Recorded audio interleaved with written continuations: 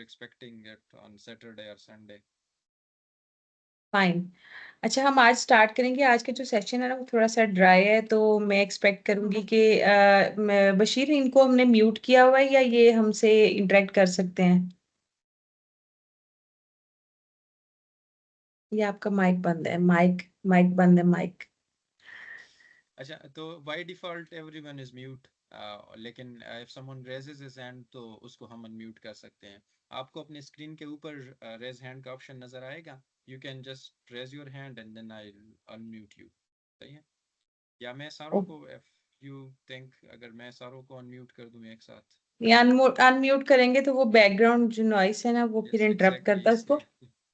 तो जी। आप अनम्यूट ना करें, लेकिन आप सबसे ये रिक्वेस्ट है कि आपको जहाँ क्वेश्चन समझ ना आए या आपको ड्राई लगे, आपको लगे कि आप सोने लगे हैं, तो आपने वहां पे फौरन हैंड रेज कर देना है, हम आपको जगाएंगे उस वक्त, ठीक है? तो चलें स्टार्ट करते हैं। I am going to present my presentation, going to share my screen, and please let me know if it is visible or not. Is it visible or not? Yes ma'am, it's visible. Okay, that's great. Okay, we are going to divide today's session into three parts. First of all, two parts basically. First of all, how you structure your presentation for the purpose of thesis defense or research or synopsis. And the other is how you present your presentation. These are two basic parts. Fine. In presentation, structuring your presentation, there comes design and content. So from this point, we will move forward, and I want to have your active participation in this session. तो सबसे पहले start करते हैं। कुछ चीजें last session में मैंने बताई थी, वो हम रिपीट करेंगे क्योंकि पावर पॉइंट से उसका ताल्लुक है, इसलिए। तो सबसे पहले हम अपने लर्निंग ऑब्जेक्टिव को मैप आउट करते हैं। Our first learning objective is fundamentals of power point interface. Other one is quick tips and best practices for structuring the presentation, which will involve design and content. The other thing is art of delivering a compelling research presentation. I shall share some tips that how you can make yourself a better presenter, or how can you present your presentation in a compelling way so that it may have a positive impact on listeners or committee members who are involved in approving your research project, whatever the project is, either it is synopsis or it's an article or it's a thesis. Fine, अभी thesis तक तो आप नहीं गए, synopsis और article तक हम देखेंगे इसको। Then at the last, I shall discuss few points about artificial intelligence role in PowerPoint, as this session is not wholly solely on artificial intelligence usage in PowerPoint. So I will just touch this aspect. I will not go into the more detail of this aspect. So, um, what are the fundamentals of PowerPoint?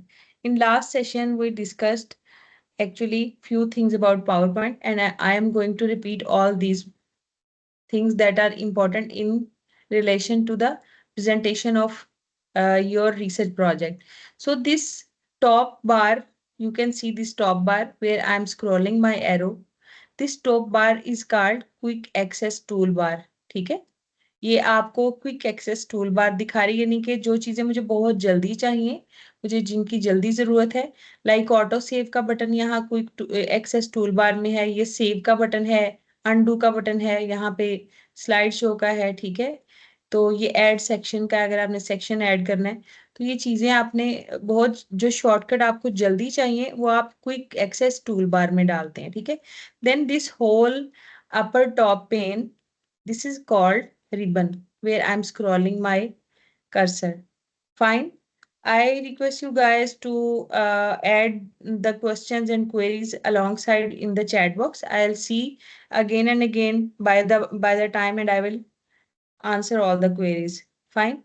So basically this is ribbon pane, all of this. Now this is called design space. Basically this is the blank canvas where you are going to play, जहां पे आप अपनी creativity show करेंगे, ठीक है ना, जैसे हमने की हुई है। हमने एक आइकन डाला हुआ है यहाँ पे, एक हमने यहाँ पे शेप ऐड टेक्स्ट किया हुआ है, ठीक है, कुछ थोड़े बहुत वेक्टर्स हैं यहाँ पे, ठीक है ना। ये हमारी डिजाइन स्पेस है। And extreme left pane are the thumbnails of all the slides you have made. Extreme right pane, there is a comment section. Fine.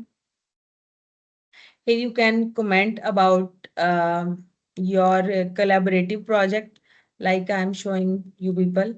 If I click this comment button, तो मैं इस fundamental of power point में अगर मुझे कोई चीज अच्छी बुरी लगती है, मैं उसके बारे में यहाँ कमेंट कर दूंगी, ठीक है। तो ये कमेंट सेक्शन है, ठीक है। ये तभी जाहिर होगा जब आपने कुछ कमेंट किया है। So on the foot and side you can see the notes area where you can add notes about your slide. If you don't want to show everything on your slide, some of the content to remind you, some metaphors you can add there. So this is basically whole overview of the presentation. From here you can see this is, I think, reading mode, and this is slideshow at the end of this. Okay, this is slideshow. So I'm going to quit this and we will see one by one each slide. So these are all fundamentals of PowerPoint. Fine. This is ribbon from where you have all the tools here. Basically ribbon is your toolbox. आपका toolbox होता है। ये design space हो गई, ये slides की thumbnail bar हो गई और topic quick access tool हो गया, ठीक है ना। अब हम क्या करेंगे? We shall explore the quick tips and best practices for structuring and delivering a compelling research presentation.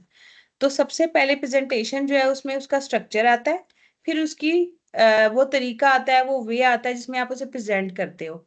तो we shall know how we should structure it well so that it will have an impact on the committee members or the persons who is going to evaluate your research project.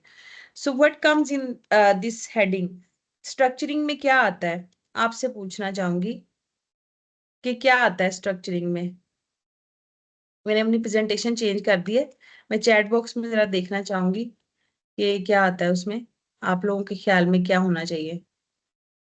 Ji chat box में बताएं। Chat box में कुछ आया है? 39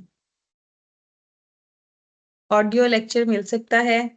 जी बेटा, आप वो भी बताया था बशीर ने आपको कि आप यूट्यूब पे देखें। Sir your voice is not hearable. आज हमारा कॉलेज में research synopsis presentation था। presentation has given 4 minutes and also question answer, but कुछ सीखने को, बहुत कुछ सीखने को मिला। That's great. Yes, you can unmute yourself.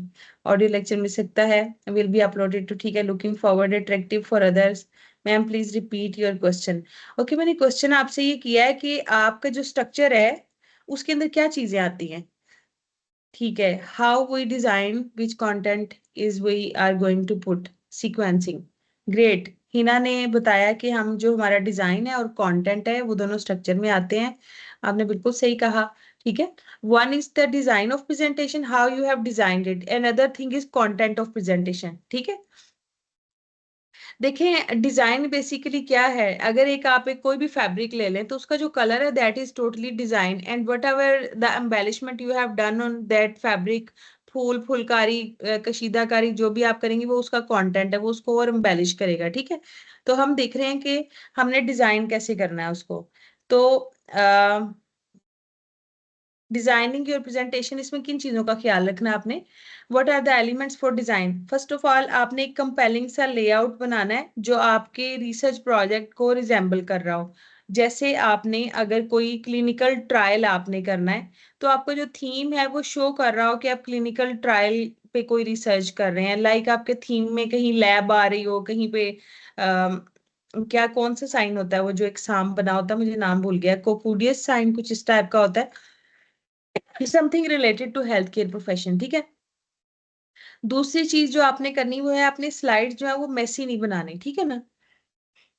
Slides जो है उनमें बहुत ज्यादा कंटेंट नहीं होना चाहिए। आपने देखा होगा मैं अपनी स्लाइड्स में बहुत कम कंटेंट ऐड करती हूँ, ज्यादातर चीजें जो मेरी डिस्क्रिप्टिव होती हैं। तीसरी चीज ये कि आपने स्लाइड्स में एनिमेशन और ट्रांजिशन दोनों चीजें यूज करनी है, इससे एंगेजमेंट ऑफ ऑडियंस बढ़ जाती है, ठीक है। चौथी चीज जो है वो ये है, यूज वन और मोर ऑफ फॉलोइंग। इनमें से एक चीज आपने करनी, या तो ये आइकन आप यूज करें एक या दो तीन, ये जैसे ये मैंने आइकन है ये ऐड किया है, या आप कोई शेप्स यूज कर सकते हैं। जैसे आपने कोई टेक्स्ट लिखना है, मैंने तो ये एक मल्टी कॉर्नर फिगर या एक शेप ले लिया, आप कोई रेक्टेंगल ले लें उसमें आप टेक्स्ट लिख लें। इस तरह कोई स्मार्ट आर्ट जैसे वर्ड आर्ट है वो आप इसमें ऐड कर लें, और अगर हिरारकी में कोई चीज है तो आप हिरारकिकल मेथड में उसको लिख लें। और अगर आपके पास है 3D मॉडल, आप 3D मॉडल यूज कर सकते हैं।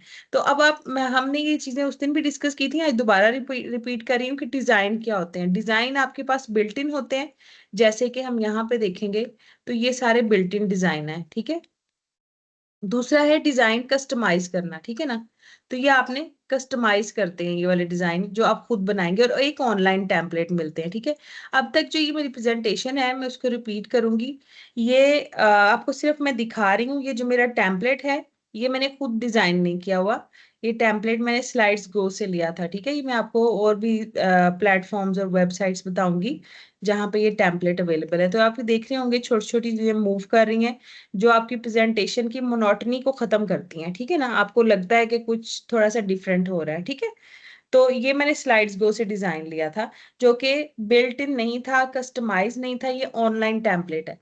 अब हम जो ऑनलाइन टेम्पलेट है वो कहाँ कहाँ से ले सकते हैं? स्लाइड्स गो से, ftp.com से, कैनवा से, स्लाइड्स एग फॉर इंफोग्राफिक से। स्लाइड्स गो किस किस ने यूज किया हुआ पहले?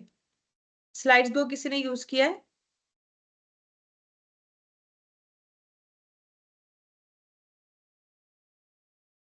प्लीज चैट बॉक्स में कुछ तो इंटरेक्ट करें। मैं आज गई थी, आज काफी ड्राई है तो आज लोग पहले ही भाग गए हैं। अच्छा, स्लाइड्स गो जो है ना, अब मैं आपको अपनी एक निकाल के दिखा देती हूँ ताकि आपको अंदाजा हो जाए। ये देखें, ये स्लाइड्स गो मैं खोल रही हूँ, ओपन किया मैंने, क्रोम में सर्च किया है। ये इसका आइकन है एस वाला, ठीक है। You can just click this and here are a lot of templates. आप कोई भी टेम्पलेट यहाँ से ले सकते हैं। जैसे ये मैं कल्टीवेटिंग इमोशन है, इसमें कोई भी एक टेम्पलेट ले लेते हैं। Word of emotion inside out, fine. तो अब हम क्या करेंगे, इस टेम्पलेट को कोशिश करेंगे डाउनलोड करने की। उससे पहले मुझे कह रहे हैं कि मैं लॉग इन करूं।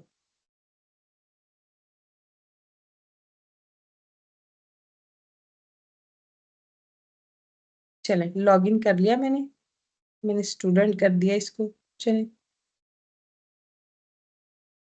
फाइन। अब हम कोई भी इसमें से डाउनलोड करने की कोशिश करते हैं। डिज्नी का हमने कर लिया, बिलीव इन योर सेल्फ कर लिया। कैंटो, यहाँ कहीं ऑप्शन होता था डाउनलोड करने वाला, वो आज आ नहीं रहा। मुझे लग रहा है मेरी ना लिमिट खत्म हो गई है।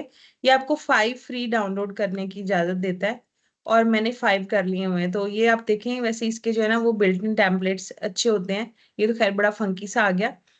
तो आपने स्लाइड्स गो से टेम्पलेट जो है ना वो अपने डाउनलोड कर लेने हैं। I have used Gamma. No, per day नहीं, पर मंथ। इतनी स्पीड से वो दें तो फिर तो बड़ी मजा ही ना आ जाए, फ्री में सब कुछ मिल जाए। पर डे नहीं, 5 पर मंथ की लिमिट होती है, ठीक है। तो स्लाइड्स को गैमा भी अच्छा है। गैमा तो आपका वो करता है ना, एआई है, एआई पे बनाता है आपकी वो। लेकिन आपको मैं एक सजेस्ट करूं, हम हेल्थ केयर प्रोफेशनल है, एआई से बहुत से बन तो जाती हैं, एआई प्लेटफॉर्म है, लेकिन वो आपको उस तरह हेल्प आउट नहीं करते। अच्छा, एआई कस्टमाइज डिजाइन आप खुद बना सकते हैं। एक ब्लैंक स्लाइड लें, एक बैकग्राउंड जो है वो पिक्चर चूज करें, और use AI generated icon shapes of your own choice. अब हम यहाँ पे खुद कस्टमाइज करते हैं, ठीक है। कैसे करेंगे, ये अब आपके सामने मैं इंसर्ट कर रही हूँ स्लाइड। मैंने ब्लैंक स्लाइड इंसर्ट की उसके अंदर, ठीक है। बल्कि इसमें नहीं, मैं नई पावर पॉइंट बनाती हूँ। यहाँ पे तो ये ऑलरेडी बना हुआ है ना। कि हमने फाइल ली, फाइल में हम गए और न्यू पावर पॉइंट में हम गए। फॉर एग्जाम्पल हमने यहाँ पे लिख दिया comparison of drug A efficacy in with and drug the efficacy in obesity. ठीक है, अब ये आपने ब्लैंक स्लाइड ली और अब आप डिजाइनर को देखें, उसको टाइम दें, वो डिजाइन करके आपको दे देगा। ठीक है, ये देखें,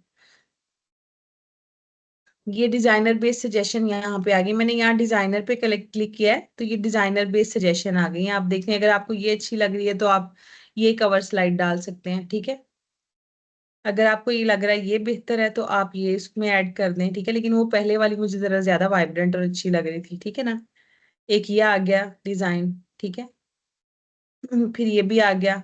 सबसे पहले वाली अच्छी थी, आपके ख्याल में कौन सी अच्छी है, पहली या दूसरी? Don't these animation make it slow.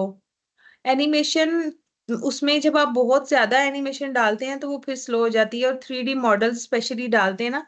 लेकिन ऑनलाइन प्रेजेंटेशन में ज्यादा प्रॉब्लम होता है, जब आपने ऑन साइट करनी है तो इन एनिमेशन से कोई फर्क नहीं पड़ता। फर्स्ट वाली चलें, ठीक है, हिना को भी, मिनाल को भी, सबको फर्स्ट वाली अच्छी लगी। ठीक है, तो this is how you are going to design your. हम फिर डिजाइनर में जाते हैं और उसे कहते हैं नहीं, हमें तो फर्स्ट वाली अच्छी लगी थी। नहीं, उसने उसी डिजाइन को जो है ना वो कर दिया है, ओबेसिटी। चलें, ये हमारी कवर स्लाइड हो गई। ठीक है, और ये अब उसके डिजाइन जो है ना वो आइडियाज हमें दे देगा, जनरेट करेगा। ये देखिएगा, एक्सक्यूज मी।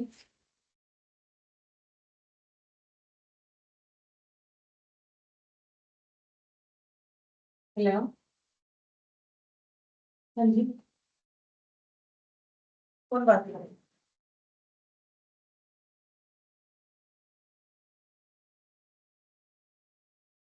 अच्छा जी, चलें, अब ये हमारी फर्स्ट स्लाइड हो गई। ठीक है, हमने ये अब हम क्या करेंगे, हम इंसर्ट करेंगे न्यू स्लाइड में जाके, ब्लैंक स्लाइड अगेन हम इंसर्ट करेंगे। ठीक है, तो अब हमने फॉर एग्जाम्पल इसमें थोड़ा सा टेक्स्ट डालते हैं, टेक्स्ट ऐड करते हैं।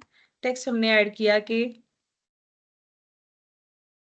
Drug a chemical composition, for example. ठीक है, कंपोजिशन। अब यहाँ पे आपको जो है ना, अभी उसने डिजाइनर ने ये आपको सजेशन दे दिया है कि आपने ऐसे लिखना है, उस तरह लिखना है, उस तरह लिखना है। फॉर एग्जाम्पल कौन सा इसमें से डिजाइन सेलेक्ट करें, जरा जल्दी से चैट बॉक्स में बताएं।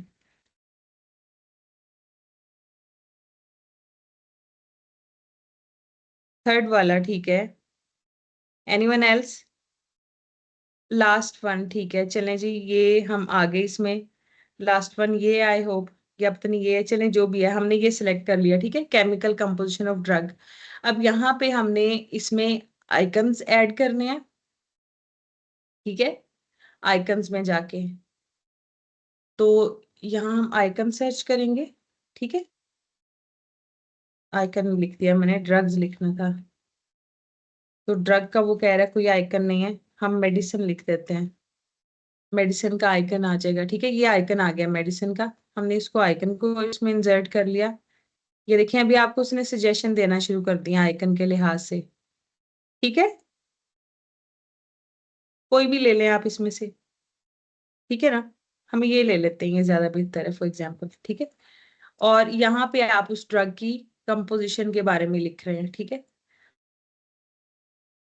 अब आपने आ, इसी स्लाइड को डुप्लीकेट करना है, कंट्रोल D। ठीक है, अब ये जो आइकन बने थे ना, ये वाला, इसको यहाँ ले आए, इसको यहाँ ले आते हैं। ठीक है, और एक आइकन हम यहाँ पे कोई और ऐड कर देते हैं, या हम यहाँ पे 3D मॉडल ऐड कर देते हैं।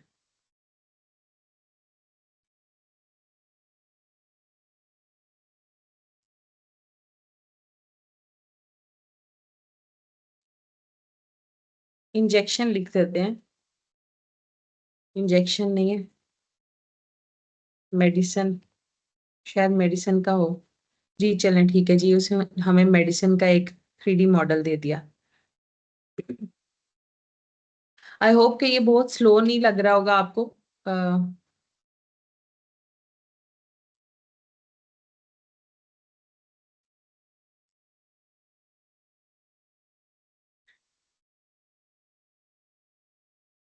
चलें, ये मेडिसिन का 3D मॉडल है। 3D मॉडल का क्या फायदा होता है, आप इसको जैसे मर्जी घुमा सकते हैं, ठीक है। ये हम इसकी ये शेप ले आते हैं, ये देखें, आप इसको जैसे मर्जी ऐसे ऐसे करें, ठीक है। भी आपको अच्छा लग रहा होगा, ये इसको छोटा कर देते हैं 3D मॉडल को, और हम इसको यहाँ ले आए, ठीक है। अब मैं दोनों के ऊपर ये गौर करें, अब मैं ट्रांजिशन लगाने लगी हूँ और मॉर्फ की ट्रांजिशन लगाने लगी हूँ, ठीक है। मैं अब दूसरी स्लाइड में भी मैंने मॉर्फ की ट्रांजिशन लगा दी। अब हम इसको स्लाइड शो में चलाएंगे, ठीक है। ये आपकी जो है वो प्रेजेंटेशन का डिस्प्ले है। फिर उसके बाद ये आपकी आ गई स्लाइड फर्स्ट वाली, और ये आपकी सेकंड वाली आ गई, ठीक है। इसमें मॉर्फ की ट्रांजिशन हो गई। आपने अगर ज्यादा इसको आप चाह रहे हैं तो आप क्या करें, आप वर्ड्स पे भी लगा दें, ठीक है। और यहाँ पे जो ड्रग की कंपोजिशन वाला पोर्शन है, उसको आप ले आए राइट पे, और यहाँ पे आप ड्रग की कंपोजिशन लिखते हैं, और यहाँ पे वो लेफ्ट पे रहेगा। अब इसका क्या फायदा होगा हमें, ये आपको मैं दिखा देती हूँ।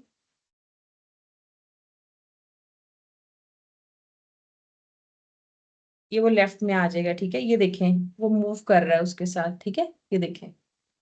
फाइन। चलिए, यहाँ तक अब ये हो गया कि हम डिजाइन कैसे बनाते हैं। मैं चाह रही हूँ आप बोर ना हो जाए। Screen is very slow for me, does anyone else has the same problem? Got it ma'am. चलें, ठीक है। अब यहाँ तक हमने बात कर ली, ठीक है। अब हम आते हैं कि हम और क्या चीजें यूज कर सकते हैं। अब ये मैंने लास्ट टाइम भी शायद बताया था कि ये अगर आप गौर करें तो मेरी 3 स्लाइड्स हैं, ये एक जैसी। एक ये स्लाइड, उसके बाद ये दूसरी स्लाइड, उसके बाद ये तीसरी स्लाइड। ये 3 स्लाइड्स एक जैसी हैं, एक ही कंटेंट है। लेकिन मैंने क्या किया, पहले स्लाइड में दोनों जो बार हैं और आइकन है, यहाँ पे मैंने उनको येलो कलर कर दिया, और इन दोनों को मैंने ग्रे कलर किया हुआ। ये कलर मैंने ग्रे किया हुआ दोनों का, ठीक है। जब मैं सेकंड को क्लिक करूंगी तो आप देखें, सेकंड को मैंने येलो कर दिया और टॉप और बॉटम दोनों को ग्रे कर दिया, और थर्ड वाली जो है उसमें मैंने बॉटम को येलो कर दिया और ऊपर वाली दोनों ग्रे कर दी, ठीक है।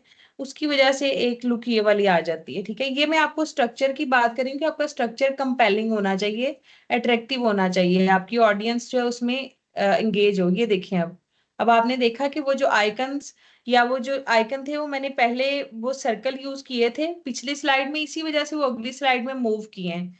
और ये जो वेक्टर है, ये वाला, ये मैंने पिछली स्लाइड में लगाया था यहाँ पे टॉप पे, ठीक है। आप देखिए, आधा बाहर है आधा अंदर है, तो वो इसी वजह से वो मूव करके नीचे आ रहा है। आप गौर कीजिएगा उस पर, ठीक है। ये इसका टॉप पे है, तो ये नीचे आ जाएगा यहाँ से।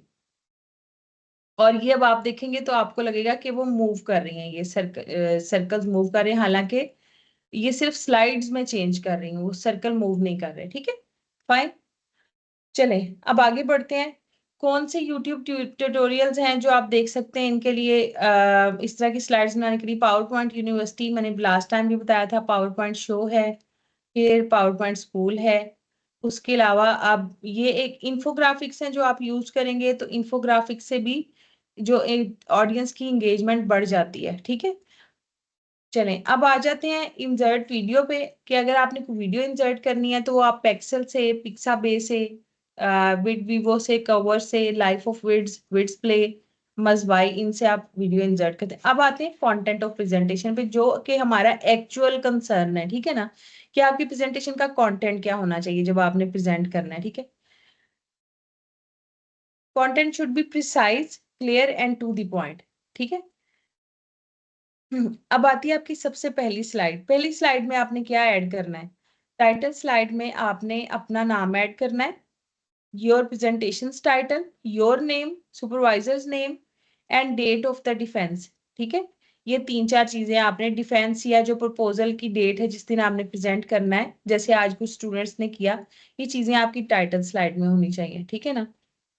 अच्छा, ये जैसे 5 मिनट उन्होंने दिए प्रेजेंट करने के लिए, 5 मिनट तो खैर एनफ नहीं होते, उसमें पता नहीं बच्चों ने कैसे प्रेजेंट किया, लेकिन एक्चुअली जो प्रोजेक्ट की प्रेजेंटेशन है वो 15 से 20 मिनट्स में आपने करनी होती है, ठीक है ना।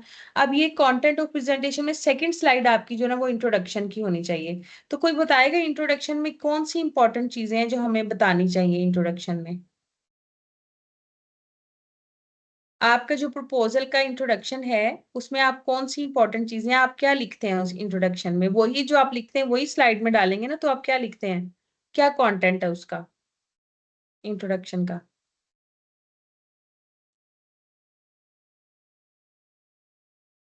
चैट बॉक्स में कोई बता ही नहीं रहा। About topic, that's great. Statistics नहीं, बिल्कुल बशीर नहीं, स्टैटिस्टिक्स नहीं लिखते। जो आपके टॉपिक का इंट्रोडक्शन है ना, उसमें आप अपने टॉपिक को इंट्रोड्यूस कराते हैं, यानी आप बताते हैं कि what is this. For example problem statement, बिल्कुल कहा फ्रॉम ऑल्डर स्टडीज, ठीक है। स्टैटिस्टिक्स फ्रॉम ओल्डर स्टडीज जो है ना, वो हम ज्यादातर डिस्कशन में लिखते हैं। हम इसमें क्या चीजें ऐड करते हैं, दो तीन। हाँ, रैशनल लिखते हैं, बिल्कुल सही कहा, रैशनल लिखते हैं। तो तीन या चार चीजें इंपॉर्टेंट है। सबसे पहले तो आपने बैकग्राउंड बतानी है उस टॉपिक के। फॉर एग्जाम्पल हम ब्रेस्ट का एक फाइब्रो एडिनोमा बड़ा प्रेवलेंट होता है, अक्सर यंग फीमेल्स में होता है, उस पर हम रिसर्च करने जा रहे हैं, तो हम बताएंगे व्हाट इज फाइब्रो एडिनोमा। फिर उसके बाद प्रॉब्लम स्टेटमेंट कि फाइब्रोएडिनोमा की प्रेवलेंस क्या है हमारे यहाँ कंट्री में, और कौन से रिस्क फैक्टर जिनकी वजह से वो बढ़ रहा है, ठीक है ना। फिर तीसरी चीज उसमें प्रॉब्लम स्टेटमेंट के बाद क्या आती है, आपका रैशनल, कि आप इसमें क्या ऐड करना चाह रहे हैं, यानी नॉलेज गैप। आपने बिल्कुल सही कहा, नॉलेज गैप आप रैशनल उसमें ऐड करेंगे, ये आपके कंटेंट का पार्ट है। तो आपकी स्लाइड में भी यही दो तीन चीजें होनी चाहिए, बहुत ही precisely outline the problem statement, ठीक है। प्रॉब्लम स्टेटमेंट आउटलाइन करें, रिसर्च क्वेश्चन आपने बताना है, ठीक है ना। और objective of the study, objective हम अक्सर भूल जाते हैं, आपने ऑब्जेक्टिव ऑफ स्टडी जरूर बताना है, ठीक है। अच्छा, लिटरेचर रिव्यू, फिर आपकी अगली स्लाइड जो आती है वो लिटरेचर रिव्यू की। Summarise the key findings from existing literature. आप जो एग्जिस्टिंग लिटरेचर है ना, उसमें से की फाइंडिंग जो बशीर ने बताई, स्टैटिस्टिक्स ऑफ ओल्डर स्टडीज जो है, वो प्रिसाइजली आपने उसको बतानी है, जो कि रेलेवेंस और नेसेसिटी ऑफ योर स्टडी को बता रही हूँ। इसमें ज्यादा बेहतर है कि जो है वो रैशनल और रिसर्च गैप आप इसके अंदर लिख लें, और इंट्रोडक्शन में आप हाइपोथेसिस और ऑब्जेक्टिव पे फोकस रखें, ठीक है।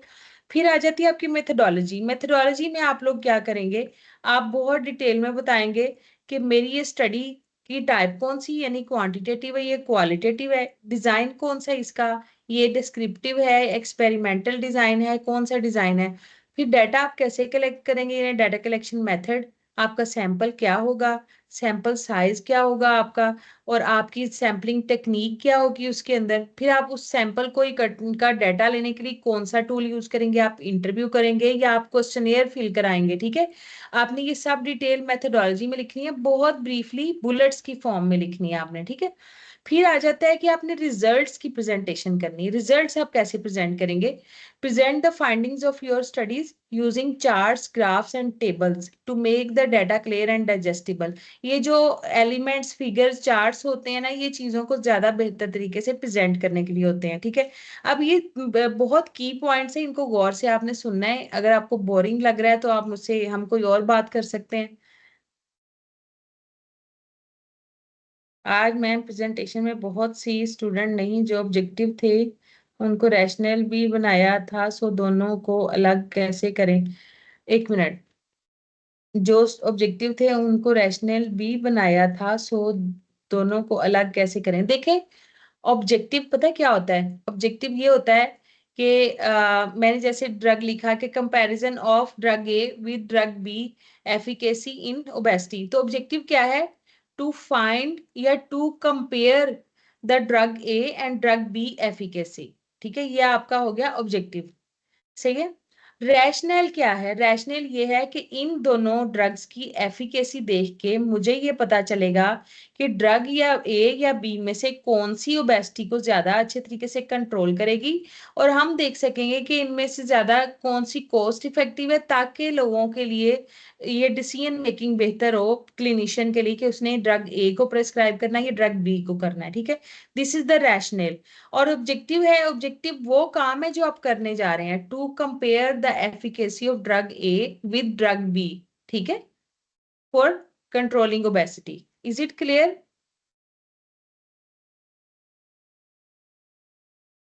Should we proceed?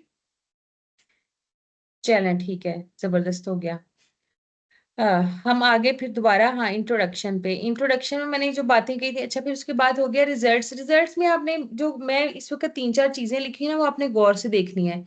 Data visualisation आपने जरूर करनी है, टूल्स यूज करने हैं, कैनवा यूज करें, मैं कैनवा हमेशा आपको कहती हूँ कैनवा को जरूर यूज करें। विम्सिकल डायग्राम जो है ना, ये आपकी जो डेटा है, इवन आपके ऑब्जेक्टिव और आपकी इन चीजों को ये डायग्रामेटिक फॉर्म में बना देती है जब आप इसको यूज करेंगे विम्सिकल डायग्राम को। और चार्ट्स आप फ्लोरिश स्टूडियो पे आप जाएं, आप एक्सप्लोर करें, फ्लोरिश स्टूडियो को क्लिक कीजिएगा, खोलें, इसके बाद आपने खुद इसको सर्च करना है, यूट्यूब पे देखें फ्लोरी स्टूडियो कैसे यूज करते हैं, इतने खूबसूरत चार्ट्स हैं वहां पे।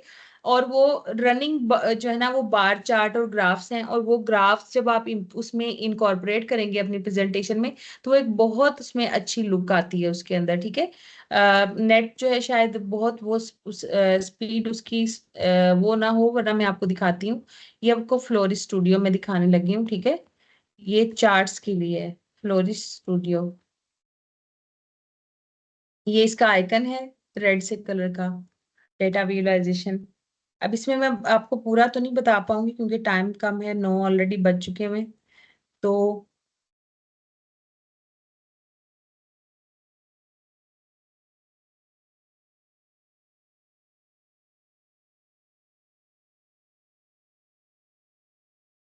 स्क्रीन विजिबल है ना आपको, आप लोगों को नजर आ रही है ना?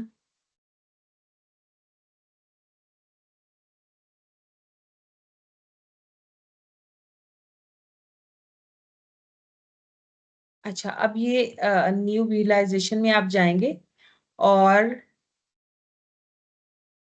उसके बाद आप यहाँ पे आप देखें कितने खूबसूरत ग्राफ हैं। अगर आपने प्रेवलेंस शो करनी है तो आप 3D मैप्स में कर सकते हैं। ये आपके रेस चार्ट्स हैं, ये मुझे बहुत पसंद है, रेस चार्ट्स जो है ना ये बहुत जबरदस्त होते हैं। जब आप इस तरह डाटा को विजुअलाइज करवाएंगे अपनी प्रेजेंटेशन में, जैसे फॉर एग्जांपल आपने प्रेवलेंस देखी है किसी कैंसर की over the time of year, तो ये आपको नजर आ रहा है ये कैसे मूव कर रही है। ये पॉपुलेशन का बार चार्ट है कि किस तरह जो है ना वो एक कंट्री की पॉपुलेशन पहले इसकी ज्यादा थी फिर उसकी ज्यादा हो गई, ठीक है ना। आई थिंक पॉपुलेशन का है ये, ठीक है। डाटा आपने अपना यहाँ से अपलोड करना होता है, ये अपलोड डाटा का बटन है, यहाँ से CSV की फॉर्म में आप करते हैं, ठीक है इसको। ये देखिए यहाँ से ये वो मुझे ऑप्शन भी दे रहा है, ठीक है। और आपने व्यू यहाँ से वो जब आप डाटा अपलोड करेंगे तो आपका डाटा फिर यहाँ पे आ जाएगा इसकी बजाय, ठीक है। तो आई होप ये क्लियर होगा और आप लोगों ने एंजॉय किया होगा। फ्लोरी स्टूडियो कैसा लगा आप लोगों को? ये फ्लावर किसने भेज दिए? Thank you so much flowers के लिए, इसका मतलब है आपको अच्छा लगा है। ग्रेट। ठीक है, तो फ्लोरी स्टूडियो हो गया, हम आगे चलते हैं अब नेक्स्ट हम। अच्छा, more focus on charts and tables of inferential statistics rather than descriptive statistics. देखें, आपने जब भी कोई एक तो देखें, दो तरह की बात मैं कर रही हूँ। अगर आप थीसिस डिफेंस के लिए जाते हैं तो फिर तो आपने ये सारा काम कर लिया है। लेकिन अगर आपने अभी IRB में जाना है या एथिकल रिव्यू कमेटी में जाना है, तो वहां पे अभी आपने रिजल्ट्स नहीं लिखे होंगे क्योंकि आपके रिजल्ट्स आए नहीं है, ठीक है ना। तो तब आपने रिजल्ट वाला पोर्शन आपके कंसर्न का नहीं है, आपका कंसर्न मेथोडोलॉजी तक है और कुछ और चीजें जो मैं आपको बता दूंगी, ठीक है ना। अच्छा, more focus on charts and table of inferential statistics rather than descriptive statistics। अगर आपने पूरा आर्टिकल कहीं आपने प्रेजेंट करना है, जैसे आपने पेपर प्रेजेंटेशन करनी होती है, उसके लिए आपकी ये इंपॉर्टेंट चीज है कि आपने चार्ट्स और टेबल उन रिजल्ट्स के ज्यादा बनाने हैं जो इन्फ्रेंशियल स्टैटिस्टिक्स से रिलेटेड हो, जैसे T टेस्ट वाले आपके रिजल्ट्स, एनोवा वाले रिजल्ट्स हो गए आपके, काय स्क्वायर टेस्ट वाले हो गए। आपने डेमोग्राफिक स्टैटिस्टिक्स के बहुत ज्यादा टेबल और चार्ट्स नहीं बनाने, ठीक है। आपने जैसे हम कह दें कि 20% इस पॉपुलेशन में फीमेल थी, 80% मेल थे, 20% जो है वो लेस देन 20% थे, और 80% जो है मोर देन 20%, 20 ईयर्स थे, ठीक है। तो आपने डेमोग्राफिक स्टैटिस्टिक्स को बहुत ज्यादा चार्ट्स और टेबल्स की फॉर्म में नहीं लिखना क्योंकि वो उतनी इंपॉर्टेंट नहीं, या तो कोई उसमें कोई स्पेशल चीज हो तो फिर आप जरूर मेंशन करें, ठीक है ना। कि फॉर एग्जाम्पल हमने देखा कि जो टेक्नोलॉजी का यूज है उसमें आपकी एज की डेमोग्राफिक्स बहुत जरूरी है, क्योंकि हमारे जो पुराने लोग हैं, जो हमारे मिलेनियल्स हैं या उससे भी पुराने हैं, वो लोग जो है बहुत ज्यादा टेक्स हैवी नहीं है, ठीक है। मैं भी मिलेनियल में आती हूँ। अब जो हमारी जेन जी है या वो जो अल्फा आ रही है, वो बहुत टेक्स्ट हैवी है, वहां पे आप बात कर सकते हैं डेमोग्राफिक्स की भी। लेकिन उसके अलावा आपने ज्यादा फोकस इन्फ्लुएंशियल स्टैटिस्टिक्स पे रखना है, ठीक है ना, जब आपने रिजल्ट राइटिंग करनी है, ठीक है। तो ये आपके रिजल्ट्स के बारे में इंपॉर्टेंट बात हो गई। अच्छा, अब आगे आ जाती डिस्कशन। जब आप डिस्कशन लिखते हैं ना, तो आपने कुछ चीजों का ख्याल रखना है। आपने बहुत प्रिसाइज तरीके से ना अपने जो रिजल्ट्स में जो रिजल्ट्स लिखे हैं उन्हें छोटी सी समरी बना देनी है, ठीक है। और वो समरी आपने एक एक स्लाइड में लिखनी है, ठीक है। उसके बाद आपने उस जो इंपॉर्टेंट रिजल्ट्स हैं उनको इंटरप्रेट करना है 2 से 3 स्लाइड्स में, ठीक है ना। फिर उनको आपने बताना है कि मेरी जो सारी फाइंडिंग्स है वो किस तरह, जो आपने रिसर्च क्वेश्चन था जो आपने शुरू में लिखा था कि what is the difference of efficacy between drug A and drug B, ये आपका रिसर्च क्वेश्चन था ना, और ऑब्जेक्टिव था टू कंपेयर द एफिकेसी। तो आपने डिस्कशन में बताना है कि किस तरह ये आपकी सारी जो स्टडी के रिजल्ट्स हैं वो आपके रिसर्च क्वेश्चन का आंसर बता रहे हैं, और आपने उसको रिलेट करना है उस लिटरेचर के साथ जो आपने पहले डिस्कस किया था कि आपकी स्टडी की जरूरत क्या थी, ठीक है। कैसे ये स्टडी रिसर्च गैप को फुलफिल कर रही है, ठीक है। पहले आपने बताना था कि ये रिसर्च गैप को फुलफिल करेगी। अब आपने सारा काम कर लिया तो आपने बताना है कि कैसे फुलफिल कर रही है, ठीक है ना, कैसे नॉलेज ऐड कर रही है। फिर उसी में डिस्कशन में ही आपने एक स्लाइड में लिखना है फ्यूचर वर्क क्या है, इस पर मजीद क्या रिसर्च हो सकती है, और सोसाइटी को इसका क्या फायदा है, क्या इम्प्लीकेशन है इस रिसर्च की, ठीक है। Suggest areas for further research और how the project could be expanded, ठीक है। फिर आ जाती है आपकी कंक्लूजन। एक लाइन हमेशा याद रखें, आप चाहे आर्टिकल का प्रपोजल लिख रहे हैं, चाहे आर्टिकल पब्लिश कर रहे हैं, या आप साइनोप्सिस कर रहे हैं, या थीसिस कर रहे हैं, या आप किसी इंटरनेशनल लेवल पे रिसर्च प्रेजेंट कर रहे हैं, आपकी कंक्लूजन ये बताए कि आपका जो ऑब्जेक्टिव था उसको कैसे आपकी स्टडी ने मीट किया, ठीक है। आपने शुरू में कहा कि मैं कंपैरिजन करने जा रहा हूँ ड्रग ए का ड्रग बी की एफिकेसी के साथ ओबेसिटी के कंट्रोल में। तो आपकी कंक्लूजन में भी इसी बात की डिस्कशन होनी चाहिए, बजाय ये कि हम और फैक्टर्स को बीच में डिस्कस करने लग जाएं। आपकी कंक्लूजन इन अलाइनमेंट होनी चाहिए विद योर ऑब्जेक्टिव, ठीक है।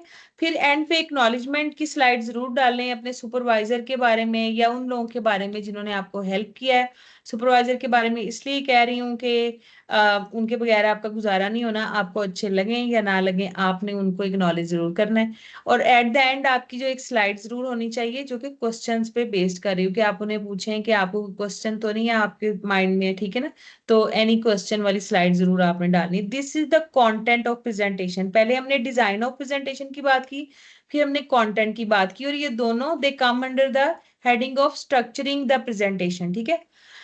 अच्छा, अब हम देखेंगे स्लाइड्स कितनी होनी चाहिए। टाइटल आपका एक स्लाइड होनी चाहिए, इंट्रोडक्शन 3 से 4 बना लें, लिटरेचर रिव्यू 3 से 4 बना लें, ठीक है। मेथोडोलॉजी की 2 से 3 स्लाइड बना लें। ज्यादा स्लाइड्स आपकी रिजल्ट्स के बारे में आपकी 4 से 6 होनी चाहिए। डिस्कशन आपने 2 से 3 की लिखनी है, ठीक है। मैं ज्यादा फास्ट तो नहीं बता रही, मुझे जल्दी से जरा चैट बॉक्स में बताएं, मैं नहीं तो रिपीट कर देती हूँ।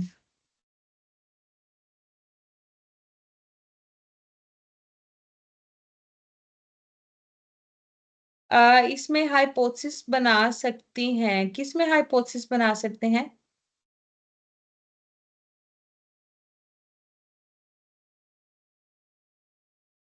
जी, YouTube channel and that madam explain in today's webinar. अच्छा, ये बेटे मैं आपको वो, पिछली भी और आज की भी दोनों प्रेजेंटेशन जो है ना वो शेयर कर दूंगी, तो डोंट वरी, वो प्रेजेंटेशन आप लोगों के पास होंगी, उसे बार बार जितना मर्जी देखें और उसे यूज करें, ठीक है। अच्छा, मैम रिपीट कर दीजिए स्लाइड वाला कि कितनी स्लाइड होनी, ठीक है, मैं रिपीट कर देती हूँ। अच्छा, आपकी देखिए टाइटल स्लाइड आपकी एक ही होती है, वो आपने एक ही बनानी है, ठीक है। इंट्रोडक्शन के लिए आपको बहुत ज्यादा स्लाइड्स की जरूरत नहीं है, आपने 3 से 4 स्लाइड्स में इंट्रोडक्शन को वाइंड अप करना है, ठीक है। फिर आ जाता है आपका लिटरेचर रिव्यू, वो भी 3 से 4 स्लाइड जो हैं, जिसमें आपने हाइपोथेसिस रिसर्च गैप इन दोनों चीजों में आपने बताना है। मैं आपको अपनी एक प्रेजेंटेशन दिखाऊंगी ताकि आपको अंदाजा हो कैसे बनाते हैं। मेथोडोलॉजी में आप 2 से 3 स्लाइड्स जो है ना वो आप बनाएंगे, इससे ज्यादा की जरूरत नहीं है। आप इसमें एक स्लाइड में तो आपका सारा कंटेंट आ जाएगा ना, कि आपने सैम्पलिंग टेक्निक कितनी कौन सी यूज की, सैंपल कितना था आपका, डाटा कलेक्शन की जगह कौन सी है, ड्यूरेशन कितना है, ठीक है। दूसरी में आप डाटा कलेक्शन टूल के बारे में बता दें कि टूल आपका क्या होगा, क्वेश्चनेयर होगा, इंटरव्यू होगा, जो भी होगा, क्वेश्चनेयर की एक बेशक पिक्चर लगा दें उसमें। और तीसरी स्लाइड में मेथोडोलॉजी में आप बता देंगे कि आप डाटा कलेक्ट कैसे करेंगे। जैसे आपने अगर क्वेश्चनेयर से डाटा लेना है तो उसका एक पूरा प्रोसेस होगा ना, जिसमें आप शुरू करेंगे, जैसे एबीसी से शुरू करते हैं, हमेशा इस बात से शुरू करें कि मैं डाटा कलेक्ट करूंगा या मैंने किया है after taking the ethical approval letter from the XYZ institute जहां आप डाटा कलेक्ट कर रहे हैं। और आफ्टर अप्रूवल फिर आपने कॉन्सेंट ली उन लोगों की, जो लोग जी ये म्यूट कर दें जो भी है, जो पार्टिसिपेंट्स है उनकी कॉन्सेंट ली, उनकी कॉन्सेंट के बाद मैंने ये डाटा कलेक्ट किया।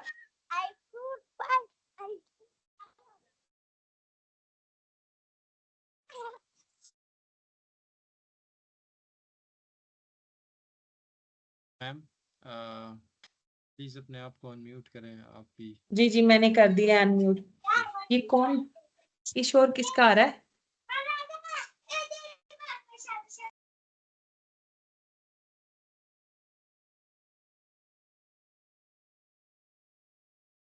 चलें, hypothesis about drug efficacy.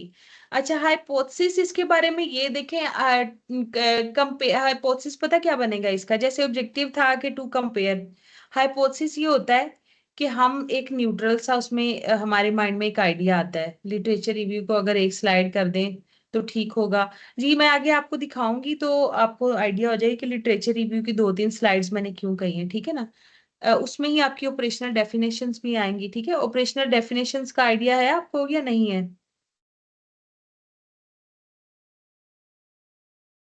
Operational definitions क्या होती हैं?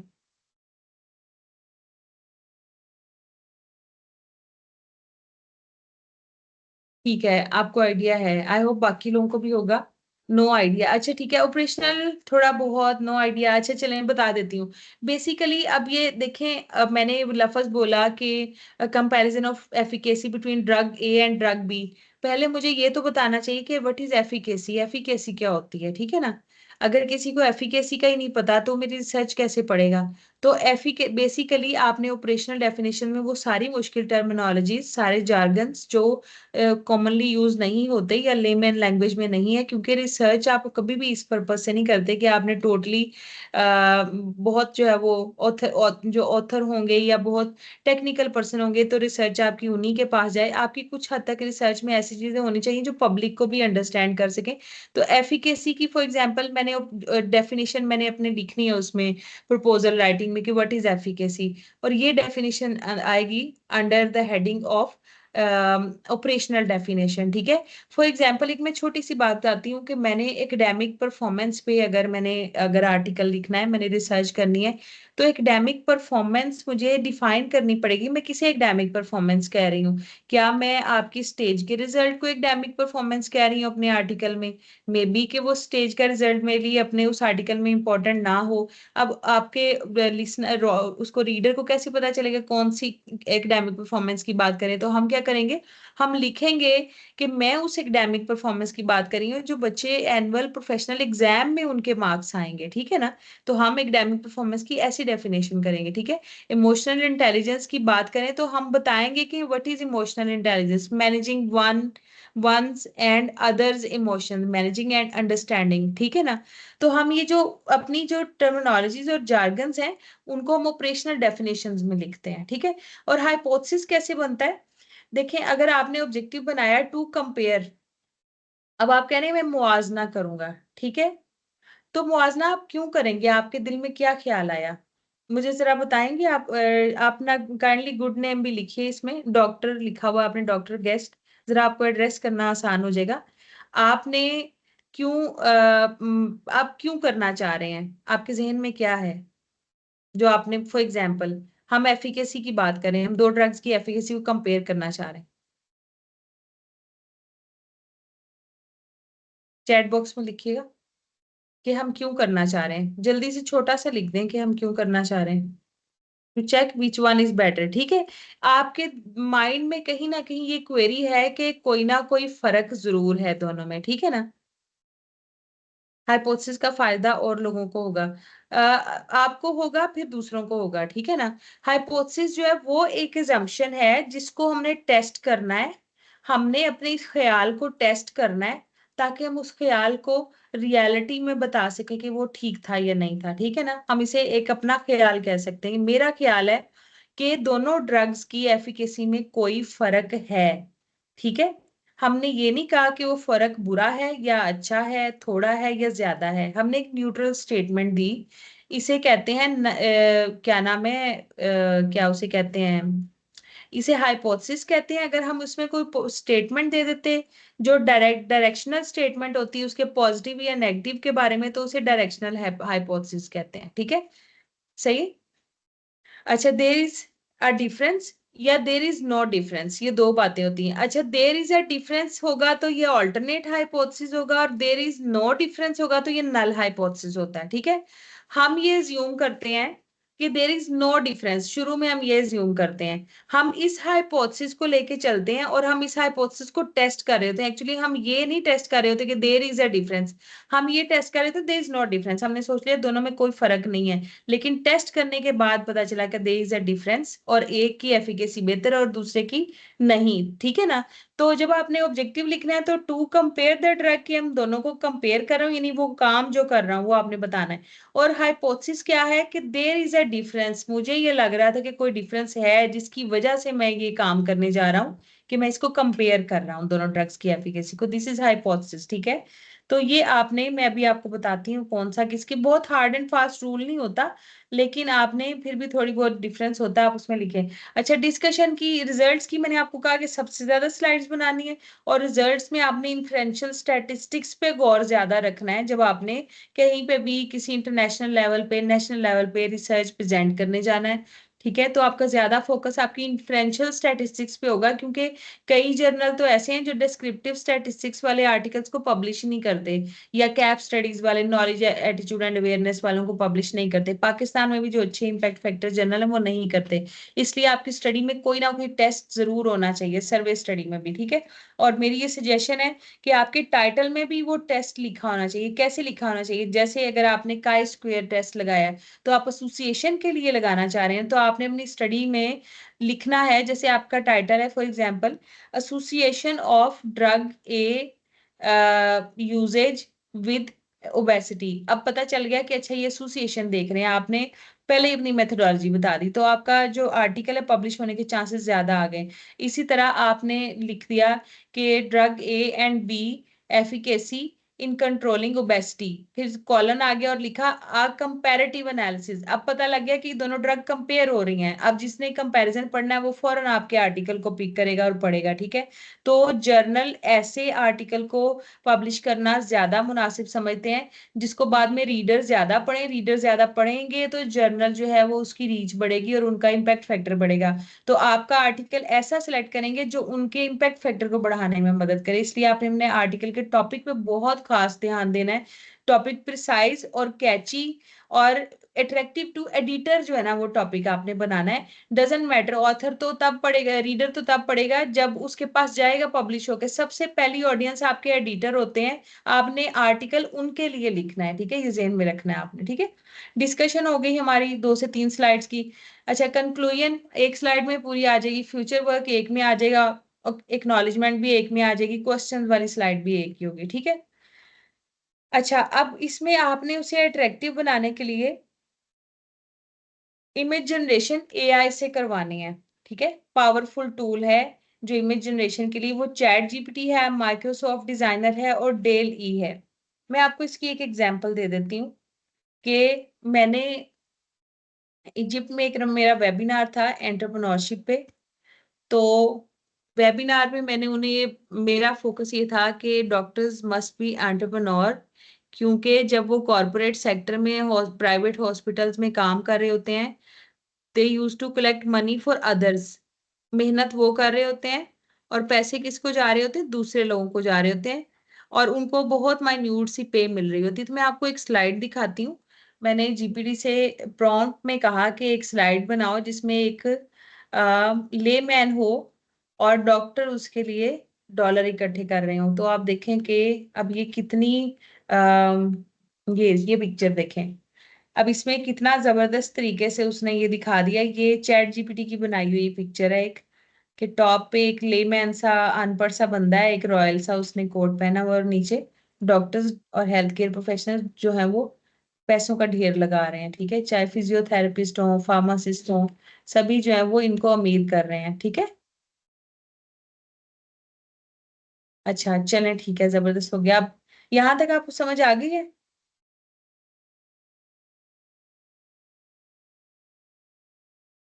जी आगे मूव करूं मैं? तो ये मैंने कहा कि आपने इमेजेस जो हैं वो जरूर आप रेलेवेंट डालने, ठीक है। अच्छा, अब चैट जीपीटी आप कैसे हेल्प आउट कर सकता है प्रेजेंटेशन में? आपको कंटेंट जनरेट करके बता देगा, ठीक है।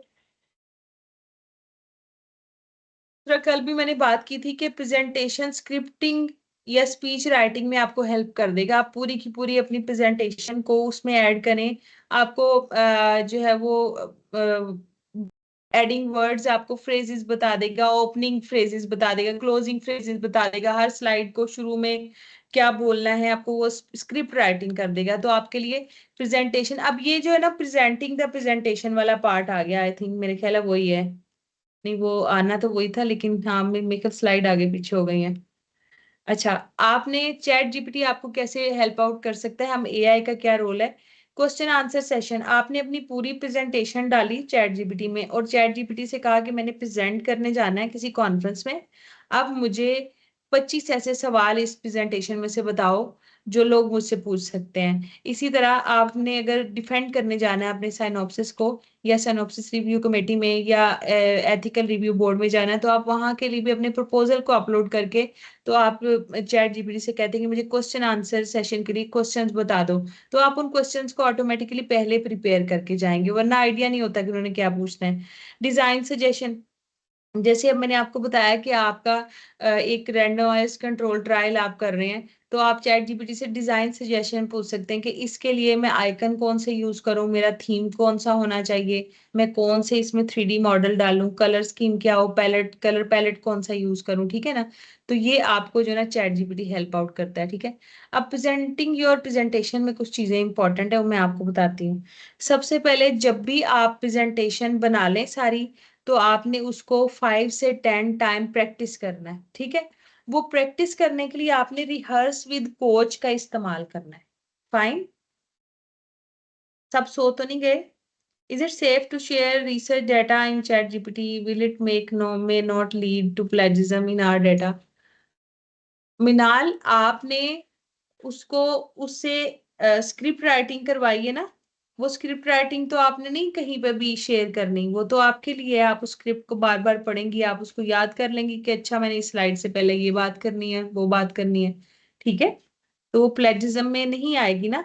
आपने कौन सा उसे पब्लिश करना है कहीं पे? Is it clear? Script writing में आपने वो कंटेंट उसमें नहीं डालना, ठीक है मिनाल? ठीक है, चलें, सही हो गया। अच्छा, अब हम बात करते हैं कि रिहर्स विद कोच कैसे करना है, वो मैं आपको दिखाती हूँ। ये टॉप पे आप जाएं स्लाइड शो पे, ये रिहर्स विद कोच है। फॉर एग्जाम्पल मैं इसे क्लिक कर देती हूँ, ठीक है। और अब ये मेरी ये मैं स्टार्ट रिहर्सिंग कर रही हूँ, ठीक है। अब मैं जो आ वाली बात करूंगी, ये मुझे नोट डाउन करेगा और मुझे साथ साथ बताता जाएगा कि आपकी प्रेजेंटेशन में यहाँ पे प्रॉब्लम है, आपने जो है वो लाइक ये ज्यादातर वैसे इंग्लिश में अगर आपने करनी है, प्रेजेंट करना है, तो उसके लिए ये अब मैं इसे स्टॉप कर देती हूँ, ठीक है। तो ये अच्छा, और दूसरा ये मुझे रिहर्सल का टाइम भी बताएगा, ठीक है ना। तो अब हम इसको एग्जिट करते हैं यहाँ से। एग्जिट नहीं करने दे रहा, मुझे लग रहा है ये। चलें, एग्जिट कर देती हूँ मैं। ये लेंगे लोडिंग योर रिहर्सल रिपोर्ट। अब उसने कहा जी good job rehearsing, keep up the hard work, ठीक है। मैंने एक स्लाइड रिहर्स की, टोटल टाइम इतना था, मेरी पेस इतनी थी, ठीक है। Low pitch variation will make your audience lose interest, यानी वो मुझे बता रहा है कि आपकी आधी ऑडियंस भाग जाएगी अगले 5-7 मिनट में, ठीक है। रिपीटेटिव लैंग्वेज, फिलर्स, फिलर्स जो है वो उसने कहा बहुत ज्यादा आपने ये जो आ वाले वर्ड्स हैं वो नहीं बोले, फिलर्स कम बोले हैं। तो इस तरह ये आपको रिहर्स विद कोच का जो ऑप्शन है वो आपको बता देगा कि आपकी उस प्रेजेंटेशन में कौन से एरियाज ऑफ इम्प्रूवमेंट है। मजे का है ना रिहर्स विद कोच? किस किसने ट्राई किया हुआ पहले? ये मैंने आमना, ये मेरी जो माइक्रोसॉफ्ट है, बेसिकली मैंने लॉग इन किया हुआ है, saw it now, okay great. मजे की चीज है ना, अच्छी है ये, आपको यूज करना चाहिए इसको फॉर द फर्स्ट टाइम। मैंने माइक्रोसॉफ्ट पे ही प्रेजेंटेशन बनाई है बेटा, और स्लाइड शो में आप जाएंगे तो आपका रिहर्स विद कोच आ जाएगा, ये सब में है। अगर आपने, आपको मैं एक बात बताऊं, हम कई दफा कहते हैं मेरे पास चलो 2013 वाला ही माइक्रोसॉफ्ट का वो वर्जन पड़ा हुआ, कोई फर्क नहीं पड़ता, बहुत फर्क पड़ता है। टेक्नोलॉजी बहुत आगे जा रही है। वो पुराना जमाना था, क्रैक्ड वर्जन जैसे मर्जी लेके आप गुजारा चला लेते थे। ये आप टॉप पे देख रहे होंगे, मैंने साइन इन किया हुआ है, ठीक है, medicaleducation.org@hotmail ये मेरा एड्रेस है। आपने माइक्रोसॉफ्ट 365 खोलिएगा वेबसाइट पे, वहां से आप साइन इन होके, कौन सा माइक्रोसॉफ्ट है ये, मैंने 365 जो था ना, एक्चुअली मेरे पास, मेरे ख्याल 2019 का अब वो डाउनलोड किया था मैंने, लेकिन मैंने उसके बाद इसको साइन इन किया 365 पे, और वहां से फिर मैंने ऐप के साथ, कुछ मेरे भाई ने किया था, ये आप यूट्यूब से देख लीजिएगा कैसे कनेक्टिविटी होती है, लेकिन कोशिश करें कि लेटेस्ट चीजों के साथ जो है ना वो आप अपने आप को इक्विप रखा करें, क्योंकि अब ट्रेंड्स बहुत चेंज हो गए हैं, ठीक है। अच्छा, उसके अलावा अगर मेरा दिल चाहे कि ये स्लाइड आप ना देखें तो मैं इसको हाइड स्लाइड कर सकती हूँ, ठीक है। अब आपको मैं ये चैट जीपीटी है ना, उसके बाद प्रेजेंटिंग योर स्लाइड वाली जो स्लाइड है ये आपको नजर नहीं आएगी, और स्लाइड शो में आप चल जाएंगे। मैं भी आपको स्लाइड शो में दिखा देती हूँ, ये देखें, ये चैट जीपीटी हो गया, और उसके बाद प्रेजेंटिंग योर स्लाइड्स वाली खत्म हो गई और स्लाइड शो डायरेक्ट आ गया। हालांकि आप देखें यहाँ प्रेजेंटिंग योर स्लाइड अभी मौजूद है, तो हम इसको अनहाइड कर देते हैं, ठीक है। अच्छा, स्लाइड शो में दूसरी क्या चीज है, रिहर्स टाइमिंग। अब आपको वो जैसे बच्चे ने बताया कि 5 मिनट सिर्फ दिए गए, ठीक है ना। अब आपने स्लाइड्स बनाई हैं वो सारी, लेकिन आपने देखना है कि मैंने उन सारी स्लाइड्स को 5 मिनट के अंदर कैसे रिहर्स करना है। तो आप यहाँ से रिहर्स टाइमिंग को क्लिक करेंगे, और अब जब मैं यहाँ पे प्रेजेंटेशन कर रही हूँ, तो ये यहाँ टॉप पे नोट डाउन कर रहा है कि मैंने ये प्रेजेंटेशन कितनी देर में मुकम्मल की। लाइक ये कि रिहर्स विद टाइमिंग में आप अपनी प्रैक्टिस कर रहे हैं, मिरर के सामने खड़े हैं, और ये प्रेजेंटेशन आप साथ साथ प्रेजेंट कर रहे हैं। मीनवाइल आपको इसकी टाइमिंग भी पता चल जाएगी। इस तरह 5 या 6 दफा आप प्रेजेंट करेंगे तो आप इतने हैंडी हो जाएंगे कि 5 मिनट के अंदर अंदर हर वो चीज जो आपके लिसनर को सुननी चाहिए या आपको बतानी चाहिए, वो आप बताने के काबिल हो जाएंगे, फ्लुएंट हो जाएंगे, ठीक है। तो ये आपका, ये अभी उसने मुझे बताया कि आपने 34 सेकंड में ये स्लाइड जो है ना वो कंप्लीट की है, ठीक है। तो मैंने उसे कहा कि हम जो है ना इसे सेव नहीं करना चाह रहे, ठीक है। तीसरी क्या चीज है, रिकॉर्ड योर सेल्फ। ये देखें, फ्रॉम करंट स्लाइड, ये आप देख रहे होंगे। ओहो, ये हमेशा यही होता है कि अच्छा, अगर मैं आप लोगों के साथ इस वक्त कैमरा से लिंक ना होती, तो कोशिश करती हूँ कि मैं अपना कैमरा ऑफ करती हूँ, और शायद ये मुझे अलाउ करे कैमरा ऑफ करने के बाद। कैमरा ऑफ करती हूँ, और फिर इस, कल भी यही हुआ था, मुझे याद नहीं रहा। ये देखें, अब मैं इसको रिकॉर्ड करती हूँ फ्रॉम करंट स्लाइड। अब मुझे, आप सब देख रहे हैं, मैं यहाँ कॉर्नर में आपको नजर आ रही होंगी, एक सर्कल में यहाँ कॉर्नर में। Fine. If you want to record yourself, you want to see your real life expressions, how you present, how do you look during the presentation. Is there any area of improvement आपके getup में, आपकी body language में, आपकी जो है वो non verbal language में। तो आप क्या कर सकते हैं, यहाँ से अपने आप को साथ साथ रिकॉर्ड भी कर सकते हैं, ठीक है। अब हम इस रिकॉर्डिंग को बंद करेंगे, और ये देखें, अब मुझे लग रहा है रिकॉर्डिंग अब शुरू हुई है ना। मुझे लग रहा है शायद अभी शुरू हुई है। चलें, इसको पॉज करते हैं, एग्जिट करते हैं इसको। ये देखिए,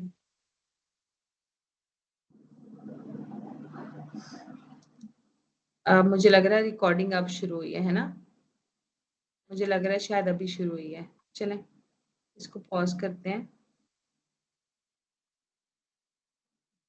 एग्जिट कर, फाइन। अब ये हमारे पास, आप ये देखें, जो लास्ट स्लाइड थी वहां पे मुझे कॉर्नर में मेरी वीडियो आ रही है, ठीक है। यहाँ पे हम इसको प्ले कर देते हैं, ये लें।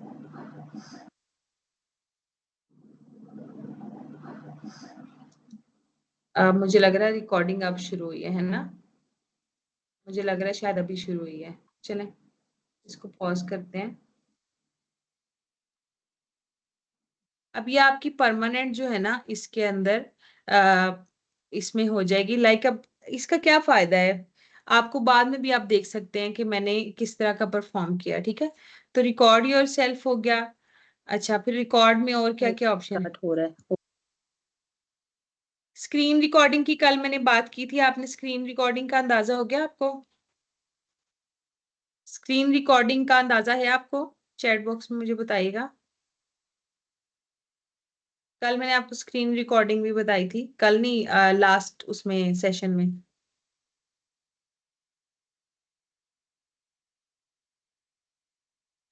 ठीक है, फाइन। अच्छा, अब ये हमारी प्रेजेंटेशन हो गई खत्म, और मैं जल्दी जल्दी आपको अपनी एक थीसिस डिफेंस की प्रेजेंटेशन दिखा देती हूँ। ये मैं अपने सुपरवाइजर का नाम डालना भूल गई हूँ। ये था मेरा एमएचपी का डिफेंस, और ये मेरा टाइटल था। ठीक है, आप स्लाइड आप देखिएगा कि मैंने कैसे बनाया। ये चैप्टर 1 है, ठीक है। मेरी अगर आप मैं आपको थंबनेल दिखाऊं ना अपनी स्लाइड्स के, तो मेरे जो चैप्टर न्यू शुरू होता है ना, लाइक इंट्रोडक्शन का चैप्टर है, तो वो मैंने उसका ब्लू कलर अलग से किया हुआ है। फिर उसके बाद ये लिटरेचर रिव्यू का चैप्टर है, वो ब्लू आ रहा है, बाकी बीच में सारी स्लाइड्स वाइट हैं। फिर उसके बाद ये रिजल्ट्स मटेरियल मेथड का आ रहा है, फिर उसके बाद रिजल्ट्स का आ रहा है। तो आप मैंने देखिएगा जो मेरे चैप्टर्स के नाम है ना, लाइक कि इंट्रोडक्शन हो गया, मेथोडोलॉजी होगी, तो उन सब के नाम मैंने क्या किए हुए हैं, उन चैप्टर्स के नाम मैंने ब्लू किए हुए हैं, ठीक है। और ये मेरी आगे आप रिसर्च की जो है, अब ये इंट्रोडक्शन है, ठीक है। इंट्रोडक्शन में ये कितनी स्लाइड्स है इंट्रोडक्शन में? 2। फिर उसके बाद ये ऑपरेशनल डेफिनेशन की स्लाइड है, ये भी इंट्रोडक्शन में है, ठीक है। उसके बाद ये रैशनल है, ये भी मैंने इंट्रोडक्शन में लिखा हुआ है, ठीक है ना। ये 4 स्लाइड्स हो गई। ये ऑब्जेक्टिव हो गए उसके, ठीक है। ये रिसर्च क्वेश्चन हो गया, ठीक है। फिर आ गया लिटरेचर रिव्यू। ये हाइपोथेसिस लिख लिया हमने उसमें लिटरेचर रिव्यू में। लिटरेचर रिव्यू में मैंने लिटरेचर रिव्यू सर्च स्ट्रेटजी लिखी कि मैंने लिटरेचर सर्च कैसे किया, मेरे सर्च एरियाज कौन से थे, और एक्सक्लूजन क्राइटेरिया जो है ना मेरी, कौन कौन सी स्टडीज मैंने डाली और कौन सी नहीं डाली, ठीक है। फिर उसके बाद आ जाती हैं चैप्टर 3, उसमें मटेरियल मेथड आ गया। ये मटेरियल मेथड देखिए आप, मैंने बहुत क्लियर लिखे हुए हैं, उनको बड़े आराम से पता चल जाएंगे कि क्या मटेरियल मेथड थे। ये डाटा कलेक्शन टूल है मेरे, ये मैंने उनका नाम लिखे हुए हैं, ये मैंने टूल को डिफाइन किया हुआ है, ठीक है ना। इसमें कुछ स्लाइड्स ज्यादा है, ये इतनी नहीं होनी चाहिए थी डाटा कलेक्शन प्रोसीजर में, ठीक है। अब ये हमारा चैप्टर 4 है, ये डाटा एनालिसिस एंड रिजल्ट में। अब आप देखें मैंने डाटा एनालिसिस प्लान लिखा कि मैंने करना कैसे था, जिसमें मैंने बहुत क्लियर टेबल बनाया हुआ है कि मैं distribution of data Shapiro Wilk test लगा के देखूंगी। अगर डाटा नॉन नॉर्मल हुआ तो इंटरकोटाइल रेंज, और नॉर्मल हुआ तो mean and median. Categorical variables हम फ्रीक्वेंसी परसेंटेज से देखेंगे, और correlation of emotional intelligence and academic performance Spearman से। यानी यहाँ मैंने अपने टेस्ट के नाम भी लिख दिए हैं। अब जो भी जो मेंबर है उस कमेटी का, उसके लिए बहुत एक क्लियर पिक्चर बन गई कि डाटा को कैसे एनालाइज किया गया, ठीक है। ये मैंने प्लान सारा बता दिया, ठीक है। और मैंने बता दिया कि टेस्ट कौन से हमने यूज किए, ये एक टेस्ट का पूरा मैंने टेबल बना दिया, ठीक है। अब ये मेरे रिजल्ट्स हैं। रिजल्ट्स आप देखिएगा, ये डिस्ट्रीब्यूशन ऑफ डाटा का रिजल्ट है, ठीक है। अब ये इमोशनल इंटेलिजेंस के डोमेन्स का रिजल्ट है, क्योंकि मेरी सारी स्टडी इमोशनल इंटेलिजेंस पे थी। ये एकेडमिक परफॉर्मेंस का है, ये उनके कोरिलेशन का रिजल्ट है, ठीक है। फिर ये उनका ईआई और एपी दोनों का, यानी इमोशनल इंटेलिजेंस और एकेडमिक परफॉर्मेंस का, ठीक है। तो आप देखेंगे मेरी मैक्सिमम स्लाइड्स जो है ना, वो अब मैंने यहाँ पे ब्रीफली एक साइड पे देखिए मैंने ये भी बताया हुआ है कि मैंने टेस्ट कौन सा लगाया है। मैन विटनी टेस्ट लगाया, जिसके नतीजे में हमें ये पता चला, ठीक है। तो एक मैंने बर्ड्स आई व्यू अपने जो है ना वो कमेटी मेंबर्स को दे दिया। अब ये मैंने समरी ऑफ रिजल्ट लिख दिया कि मेरे रिजल्ट में इंपॉर्टेंट चीजें क्या थी, ठीक है ना। फिर ये आगे चैप्टर डिस्कशन का, ठीक है। डिस्कशन में क्या होना चाहिए, ये ब्रीफली मैंने डिस्कशन जो है ना वो, ये मेरी वैसे थोड़ी सी मेसी स्लाइड्स हैं, लेकिन ये कि आपने रेफरेंस लिखने होते हैं, थोड़ी मेसी हो गई है। ये कंक्लूजन की एक स्लाइड हो गई, ठीक है ना। और ये फिर एक्नॉलेजमेंट वाला पोर्शन नहीं है इसके अंदर, ये मुझे वो वाली स्लाइड वो प्रेजेंटेशन नहीं मिली जो मेरी एक्चुअल थी प्रेजेंटेशन। चलें खैर, एनी हाउ। आपने मेरी प्रेजेंटेशन भी देख ली कि डिफेंस में या किसी जगह प्रेजेंट आपने करना है तो कैसी प्रेजेंटेशन होनी चाहिए, ठीक है। तो इसके साथ ही आपसे इजाजत चाहूंगी और अपना ख्याल रखिएगा। आई होप आपको लेक्चर पसंद आया हो। कोई क्वेश्चन आप पूछना चाह रहे हैं तो आप जल्दी से चैट बॉक्स में पूछ सकते हैं। बशीर, इनको थोड़ी देर के लिए अनम्यूट कर दें ताकि अगर इन्होंने इंटरेक्शन करना हो तो। जी मैम, मैं उनको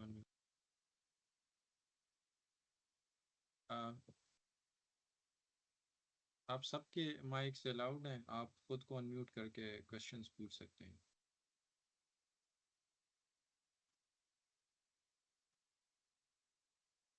अगर आप चैट में पूछना चाहते हैं तो चैट में अपने क्वेश्चंस पूछ। लेक्चर हमारा एंड है। अगर आप लोग madam please share previous webinar content, ठीक है, वो मैं शेयर करूंगी। मैं थोड़ा सा बस बिजी थी कल। मैं इंशाल्लाह जो है ना इवनिंग तक मैं सेंड कर दूंगी, पिछला भी और ये वाला भी, ठीक है। Can you please explain the difference between inferential and descriptive statistics? जी बेटा, descriptive statistics is describing the personal data of your demographic population. आपने जो सैंपल लिया था, जैसे आपने एमबीबीएस के स्टूडेंट्स पे स्टडी की कि वो स्मोकिंग के बारे में उनका ट्रेंड क्यों बढ़ता जा रहा है, ठीक है। तो आपने क्वेश्चनेयर में जाते ही सबसे ये सवाल तो नहीं कर दिया कि आर यू स्मोकर और नॉट, ठीक है। आपने पहले पूछा होगा नाम उसका, फिर आपने पूछा होगा कि एज क्या है उसकी, फिर आपने पूछा होगा कि आप लाहौर में रहते हैं कि बाहर रहते हैं, पेशावर में रहते हैं कि पेशावर से बाहर रहते हैं, ठीक है, अर्बन एरिया सब अर्बन एरिया। फिर हो सकता है आपने पूछा हो कि फैमिली में कोई स्मोकर है या नहीं है। ये सब चीजें जो है ना उसकी जो डिटेल है, डेमोग्राफिक डिटेल है, ये डिस्क्रिप्टिव स्टैटिस्टिक्स में आती है। इसको हम मीन, मीडियन से और स्टैंडर्ड डेविएशन से शो करते हैं। हम कहेंगे कि हमारे पास जो है ना वो मीन एज हमारे पास एमबीबीएस के स्टूडेंट्स की जो स्मोकिंग करती थी वो 24 ईयर्स आई है, ठीक है। तो ये आपकी जो है वो डिस्क्रिप्टिव स्टैटिस्टिक्स होगी। फिर इन्फ्रेंशियल स्टैटिस्टिक्स होती है कि हम इस सारे डेटा को, जो हमने डाटा कलेक्ट तो कर लिया, इसको हमने किया क्यों? इस डेटा से हमने कोई इन्फ्रेंस निकालना था ना, कोई नतीजा निकालना था। एक तो हमें पता चल गया कि चलो 24-25 साल के जो लड़के हैं या लड़कियां हैं उनमें स्मोकिंग का ट्रेंड बढ़ गया है या ज्यादा है। अब हमने ये देखना है, हमने कुछ सवाल अपने डालने। जैसे एक सवाल है कि जो पीयर प्रेशर है ना वो लड़कों में ज्यादा होता है स्मोकिंग के लिए, फॉर एग्जाम्पल, ठीक है। डोंट माइंड, अब लड़के इस सवाल पे जो है ना वो माइंड ना कर जाए, तो मैं सिर्फ एग्जाम्पल के लिए कह रही हूँ, ठीक है। मेरी आवाज नहीं आ रही सर? आपकी आवाज नहीं आ रही? किसकी आवाज नहीं आ रही? मैम आपकी आवाज़ सही है, मेरी आवाज़ अच्छा, मेरा आपकी नहीं ख्याल आ में रही थी। शायद। जी जी। अच्छा, तो आपने उस, अब ये जो ट्रेंड लड़कों में बढ़ रहा है या नहीं बढ़ रहा है, इसके लिए आप कोई टेस्ट यूज करते हैं, statistical test, T test use किया आपने। आपने सिंपल टी टेस्ट यूज किया, पेयर्ड टी टेस्ट यूज किया, एनोवा यूज कर लिया, स्ट्रक्चर्ड इक्वेशन मॉडलिंग यूज कर ली, ऑड रेशो देख ली, रिग्रेशन एनालिसिस देख लिया।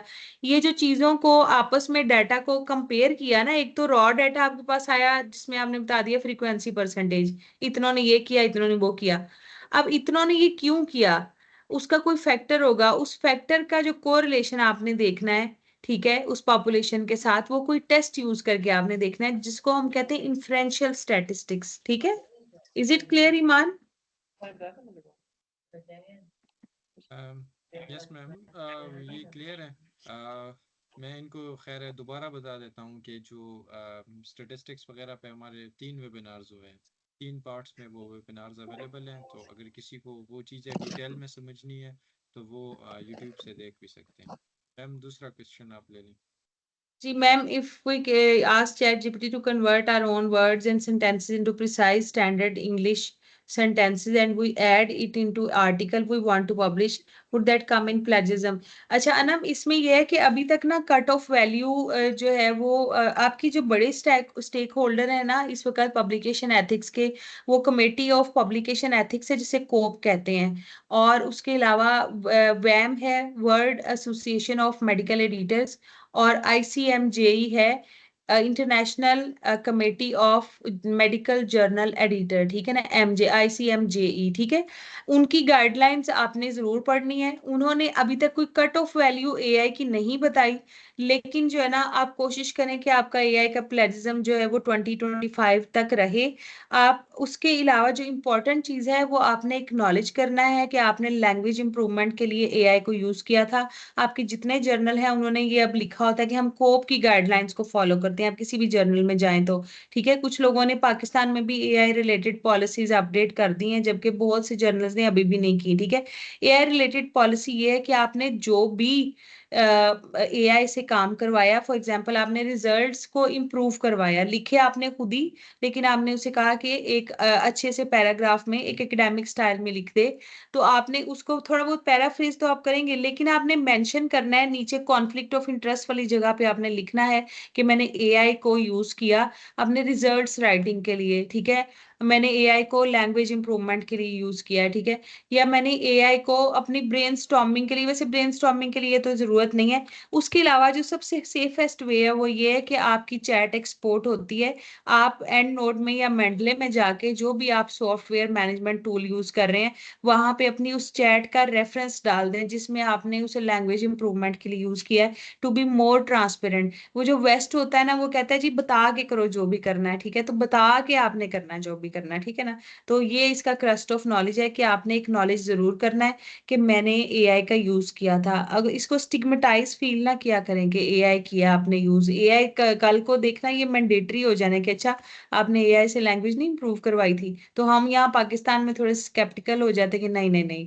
बच्चों को भी, कल मेरा एफएमएच में एक सेशन था, तो वहां मुझसे एक सवाल किया एक फैकल्टी ने कि स्टूडेंट्स जो हैं वो जब यूज करेंगे तो एआई का यूज करने से प्लेजरिज्म बढ़ जाएगा या वो ब्रेनस्टॉर्मिंग नहीं कर पाएंगे। तो मैंने उन्हें ये कहा कि आप बच्चों को उसके बाद गाइड करेंगे कि आपने एआई को यूज कैसे करना है और किस हद तक करना है। What about PMDC guidelines and after mentioning it conflict of interest that I used AI, would that have a bad impact on my article? Definitely it will not have a bad impact, especially जब आप international level पे जाएंगी तो ये bad की बजाय good में change हो जाता है, खास तौर पे वो वाली चैट का रेफरेंस जो आपने यूज की थी। और पीएमडीसी भी आपकी जो है ना, basically PMDC follows the guidelines of pope, वेम एंड आईसीएमजेई। प्रॉब्लम ये है कि जिस जर्नल में आप पब्लिश करने जा रही हैं उसने अपनी पॉलिसी बदली या नहीं बदली। आइडियली अगर वो पीएमडीसी रिकॉग्नाइज्ड है तो फिर उसे भी पीएमडीसी गाइडलाइंस फॉलो करनी चाहिए, और पीएमडीसी अपनी गाइडलाइंस जो है वो आईसीएमजेई और कोप और वेम को देख के बनाता है, ठीक है ना, एआई से रिलेटेड। उन्होंने शायद अपडेट नहीं की, बट उन्होंने लिखा होता है कि हाँ वही फॉलो द कोप गाइडलाइन, एक लाइन उन्होंने लिखी हुई है, तो कोप जो भी चेंज करेगा समझो कि पीएमडीसी ने वही चेंज कर दिया, ठीक है। इसके साथ ही मेरे ख्याल है और क्वेश्चन जो है ना वो वाइंड अप करते हैं, और अल्लाह हाफिज कहते हैं, 9:45 हो गए, ठीक है। Thank you so much. Thank you ma'am, thank you so much for coming ma'am. बहुत शुक्रिया ओके। आपका। And thank you everyone okay. For joining us as well. इंशाल्लाह the other thank webinar will be after Eid इंशाल्लाह। Thank you ma'am, thank you again. Thank you, Allah हाफिज। Bye. Thank you everyone. इसका recording हम download करके upload कर लेंगे YouTube पे, and the link will be shared in the WhatsApp. Thank you all for joining. See you in the next